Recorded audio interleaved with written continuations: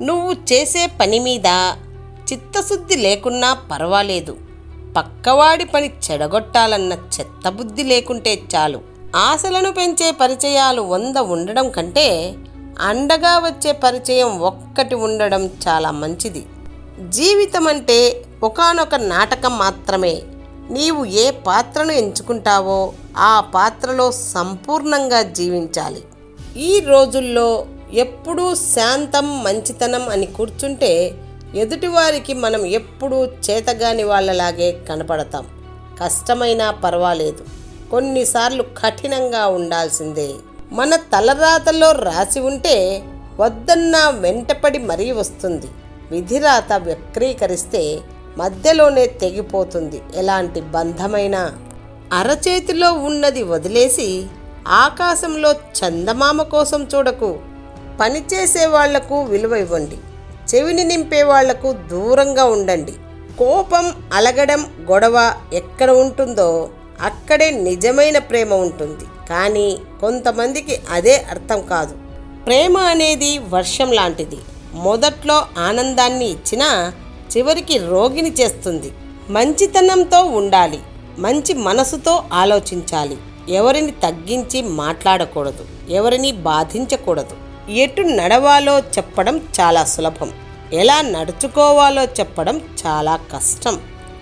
తప్పు జరిగినప్పుడు మనల్ని వదిలి వెళ్ళిపోయేవారే ఎక్కువ, కానీ తప్పును మన్నించి సరిదిద్ది మనకు తోడుగా నిలిచేవారు చాలా తక్కువ. బృహత్ కార్యాలను సాధించిన వాళ్ళు అందరూ ఒకప్పుడు అనామకులే.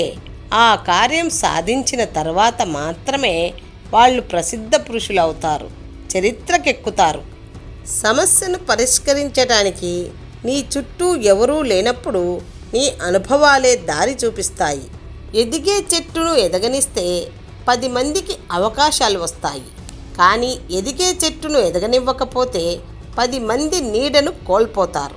అలాగే మంచి మనసున్న మనిషిని ఎదగనివ్వకపోతే అతన్ని నమ్ముకున్న వాళ్ళంతా కష్టాల పాలవుతారు. ప్రతి ఆటలో ఎవరో ఒకరు ఓడిపోతారు. ఓటమి కూడా గెలుపుకు తొలిమెట్టు అని అనుకున్న వాళ్లే జీవితంలో గెలుస్తారు. తిరుగుతున్న గడియారం, మారుతున్న క్యాలెండర్ పేజీలు మనకు నేర్పించే పాఠం. ఏది మన సొంతం కాదు. ఎవరికోసమో నీ జీవితం ఆగిపోకూడదు. తిట్టేవాడి దగ్గర ఉన్నా పర్వాలేదు, కానీ పొగిడేవాడికి మాత్రం దూరంగా ఉండండి. అవసరానికి అప్పు చేస్తే పర్వాలేదు, అప్పు చేయడమే అలవాటుగా మారితే అది పెద్ద ప్రమాదమే అవుతుంది. జాగ్రత్త. నువ్వు మానసికంగా కృంగిపోవడం మొదలైతే నీ చుట్టూ ఉన్న ప్రతి ఒక్కరూ నీ మీద పెత్తనం చేస్తారు. ప్రకృతి కూడా నీకు వ్యతిరేకంగా పనిచేస్తుంది. అందుకే ఏం జరిగినా నీ ఆత్మవిశ్వాసం కోల్పోకు.